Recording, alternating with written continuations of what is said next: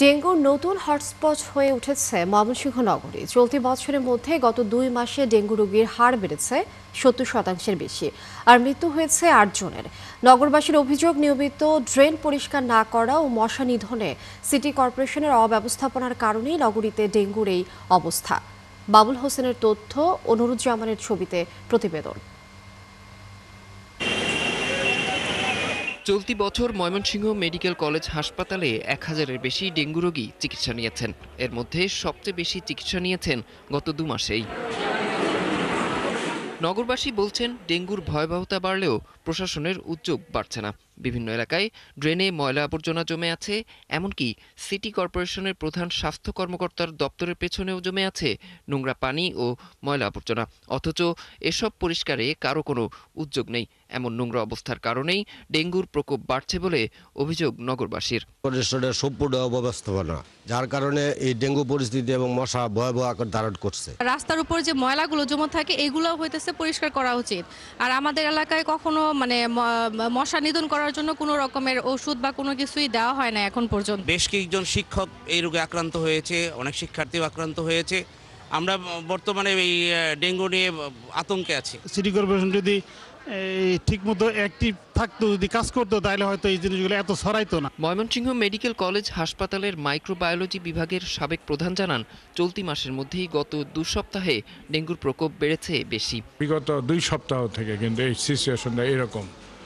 তো এখন মধ্যে ডাক্তারও আক্রান্ত হয়ে গেছে, 2 জন চিকিৎসক আক্রান্ত হয়ে গেছে এবং একজন হলো ENT স্পেশালিস্ট আর একজন হল তার ওয়াইফ। ডেঙ্গু রোগীর সংখ্যা বেড়ে যাওয়ায় পরিস্থিতি সামাল দিতে বিপাকে চিকিৎসকরা। এ অবস্থায় সচেতনতার কোনো বিকল্প নেই বলছেন তারা। সামাল দেওয়া আসলে আমাদের জন্য এখন কঠিন হয়ে যাচ্ছে। যাদের কোনো ক্রিটিক্যাল সিচুয়েশন নাই, তার উপসর্গগুলো কমে গেছে, তাদেরকে আমরা ছেড়ে দিচ্ছি প্রথমত। আর দ্বিতীয়ত হলো যে আমরা আমাদের এই ওয়ার্ড ছাড়াও বারান্দায় কিছু রোগী থাকতেছে। এদিকে সিটি কর্পোরেশনের কর্মকর্তারা বলছেন, মশা নিধনে নানা পদক্ষেপ নেওয়া হয়েছে। পাশাপাশি নগর জুড়ে চালানো হচ্ছে সচেতনতামূলক কার্যক্রম। সারা বছর 141 জন পজিটিভ, এর মধ্যে অক্টোবর মাসে আমাদের 72 জন পজিটিভ। বর্তমানে 5 জন রোগী সিটি কর্পোরেশন এলাকায় আক্রান্ত আছে, ওনারা বাসাতেই আছে এবং মোটামুটি সুস্থ আছে। 3টি টিম 3টি অঞ্চলে কাজ করছে এবং তারা বিভিন্ন বহুতল ভবনগুলোতে বিশেষ করে অভিযান পরিচালনা করছে এবং অভিযানে লার্ভা শনাক্ত হলে আমাদের ম্যাজিস্ট্রেটকে সেখানে জরিমানা করছে। চলতি বছর ময়মনসিংহ মেডিকেল কলেজ হাসপাতালে 1120 জন ডেঙ্গু রোগী চিকিৎসা নিয়েছেন। এর মধ্যে অক্টোবর মাসেই চিকিৎসা নিয়েছেন 420 জন রোগী। অরিসুল ইসলাম, 71। দর্শক, এই বিষয়ে আরো জানাতে আমাদের সাথে এই মুহূর্তে যুক্ত হচ্ছেন সহকর্মী বাবুল হোসেন। বাবুল, ময়মনসিংহে ডেঙ্গুর সবশেষ পরিস্থিতি একটু জানতে চাই আপনার কাছ থেকে। আর মশা নিধনে সিটি কর্পোরেশনের যে অব্যবস্থাপনার অভিযোগ করছেন নগরবাসী, সে ব্যাপারে সিটি কর্পোরেশন কর্তৃপক্ষ কি বলছেন জানাবেন।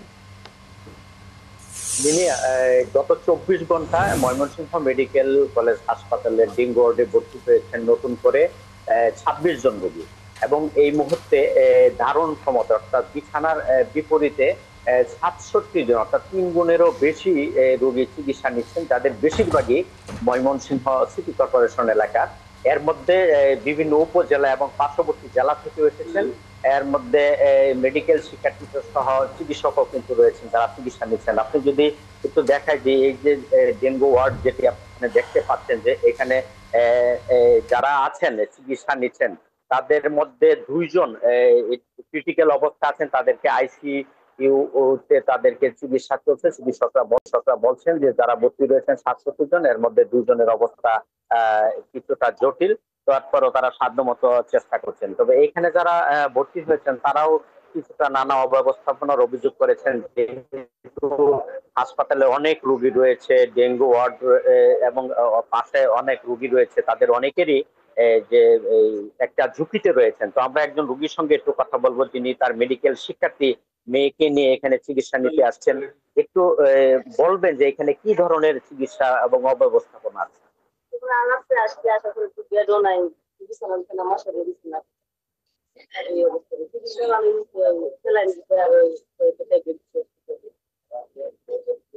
আপনি শুনছেন লিনিয়া যে এই মেডিকেল শিক্ষার্থীর অভিভাবক অভিযোগ করছিলেন যে তাদের বিছানা তারা পাননি, এবং এমনকি যে মশারির যে একটি চাহিদা রয়েছে, সেই তারা মশারি বাইরে তারা রয়েছেন।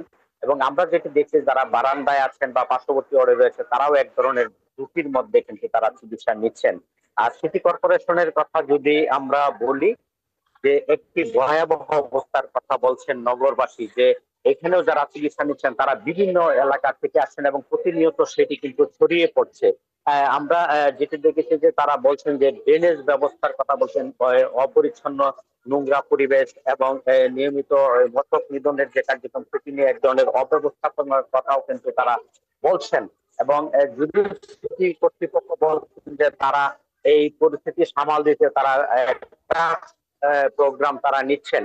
এবং এবং মশক নিধনে গত বছর 1,05,00,000 টাকা ব্যয় করা হয়েছে এবং গত 4 মাসে 3 মাসে 44 লক্ষ টাকারও বেশি তারা কিন্তু এই মশক নিধন কার্যক্রমে ওষুধ ছিটেছেন, তারপরেও কিন্তু পরিস্থিতি নিয়ন্ত্রণের বাইরে। তো আমরা আরেকজন রোগীর সঙ্গে একটু কথা বলবো, একটু বলবেন যে এখানে যে চিকিৎসা কেমন ব্যবস্থার কোথেকে এসেছেন, কি কোথায় আক্রান্ত হয়েছে।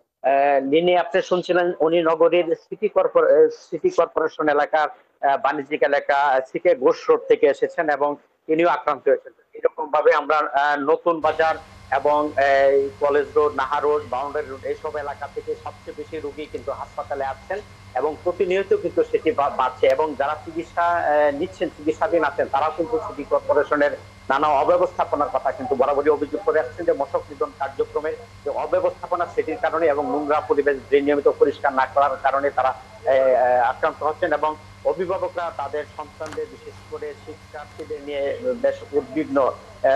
কারণ হচ্ছে যে বাউন্ডারি রোডে ব্যাপক সংখ্যক শিক্ষার্থী প্রতিদিন প্রাইভেট সেন্টারে যায় এবং সেখানে তারা আক্রান্তের একটি ঝুঁকিতে রয়েছেন। লিনিয়া।